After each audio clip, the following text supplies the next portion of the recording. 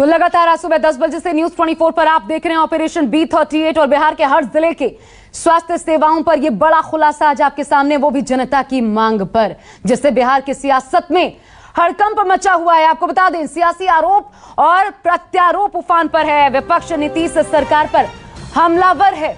Operation B38 के खुलासे के बाद बिहार के सभी 38 जिलों पर जो यह हमने खुलासा किया, जनता की डिमांड पर बिहार की स्वास्थ्य व्यवस्था की जो पोल खुलकर सामने आई है, उसने नीतीश कुमार को हकीकत देखने पर मजबूर कर दिया है। अब आपको सीतामढ़ी के अस्पताल और वहां की स्वास्थ्य सेवाओं का हाल भी दिखाते हैं। देखते जाइए, कुछ नहीं बदलेगा, बदलेगा तो सिर्फ जिला। जहां डॉक्टर और नर्स को होना चाहिए था, वहां दो भैंसे आसन जमाए हैं। ऐसा प्रतीत हो रहा है जैसे ये भी डॉक्टर साहब का इंतजार कर रही हैं। ये तबेला अस्पताल सीतामढ़ी का है।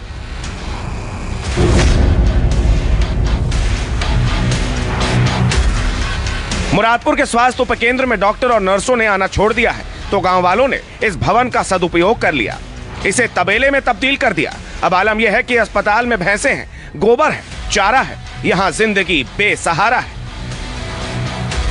लोगों को काफी भटकना नहीं पड़ता और बच्चों को जो तबीयत खराब होता है, अभी तो जानते ही हैं कि गांव में ज्यादा तबीयत खराब होता है, तो हम लोग यहीं से मतलब ठीक करवाते हैं। लेकिन कहीं जाना, सीतामढ़ी जाना पड़ता है, डुमरा जाना पड़ता है या आजू बाजू जाना पड़ता है, हम लोग को नहीं जाना पड़ता है सर।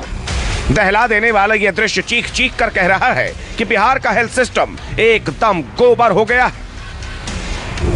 आदित्यानंद आर्य, सीतामढ़ी, न्यूज 24। तो गिनते जाइए 38 जिलों की स्वास्थ्य व्यवस्था की पोल आज न्यूज 24 पर हम खोलेंगे। आपने सीतामढ़ी का हाल देखा, अब अररिया लिए चलते हैं, वहां की भी बदहाली क्या कहती है, देखिए।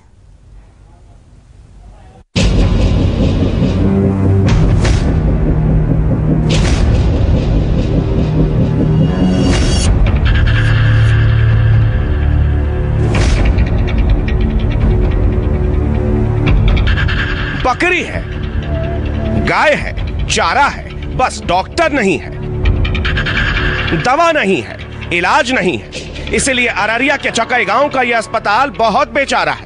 लापरवाह सरकारी तंत्र का मारा है। कोरोना काल में यहां जिंदगी बेसहारा है। मैं इस वक्त जो कि हाट पंचायत के चकई गांव पहुंच चुका हूं और चकई गांव का स्वास्थ्य केंद्र देख सकते हैं कि यहाँ जो है 10 से 72 है और इस स्वास्थ्य केंद्रों में जो है यहाँ मवेशियों का चारागार बन चुका है। ना ही यहाँ पे कोई डॉक्टर है, ना ही यहाँ कोई एनएम है।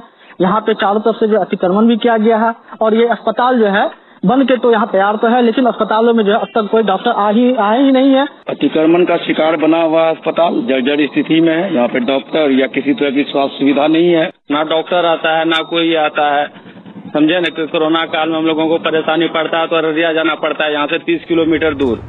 ये बीजेपी विधायक विद्यासागर केसरी के गांव कुशमाहा का अस्पताल है। झाड़ियों ने इसे अपने आगोश में ले लिया है। ये दवा घर अब चारा घर बन चुका है।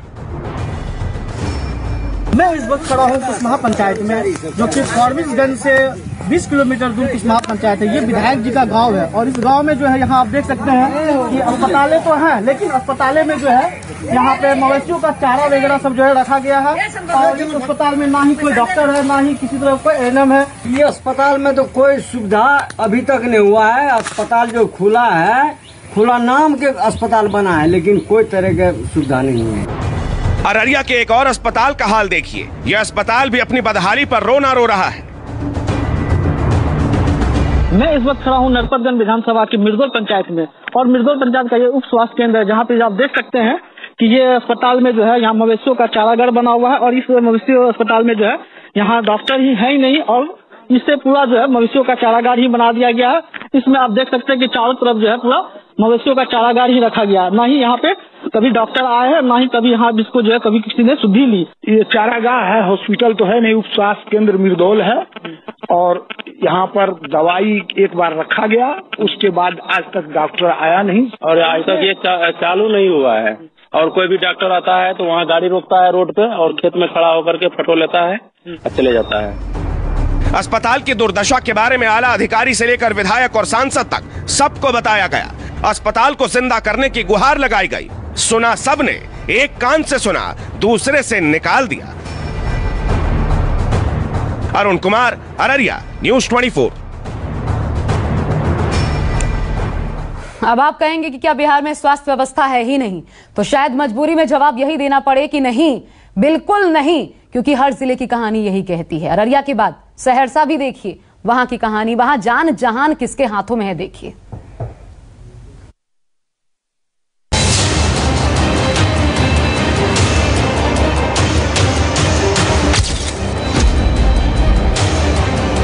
कौन कहेगा कि ये अस्पताल है, कौन कहेगा कि यहाँ इलाज होता है, लेकिन ये बोर्ड तो यही कहता है। बिहार के तत्कालीन मुख्यमंत्री लालू प्रसाद यादव ने इस रेफरल अस्पताल को 1 करोड़ की लागत से बनवाया था। गांव वालों को सपना दिखाया था कि अब उन्हें इलाज के लिए दूर दराज के इलाकों में नहीं जाना पड़ेगा। 26 साल बीत गए, सपना साकार नहीं हुआ, अलबत्ता अस्पताल खंडहर बन गया।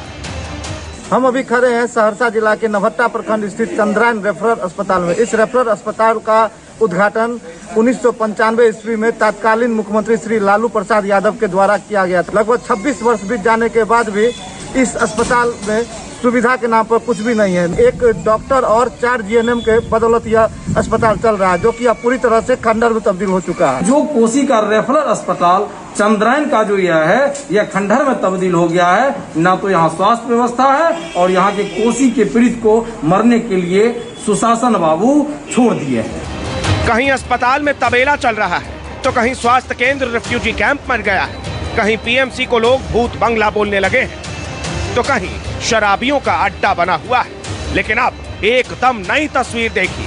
यहाँ किराने की दुकान और स्वास्थ्य उपकेंद्र में आप फर्क नहीं कर पाएंगे। सहरसा के इटहरी प्रखंड में बाजार समिति की दुकान में साल 2008 से उप स्वास्थ्य केंद्र चल रहा है। यहाँ डॉक्टर और मेडिकल स्टाफ के बैठने के लिए जगह कम पड़ जाती है, लेकिन इन्हीं हालातों में यहाँ कई लोगों का ऑपरेशन भी किया जा चुका है।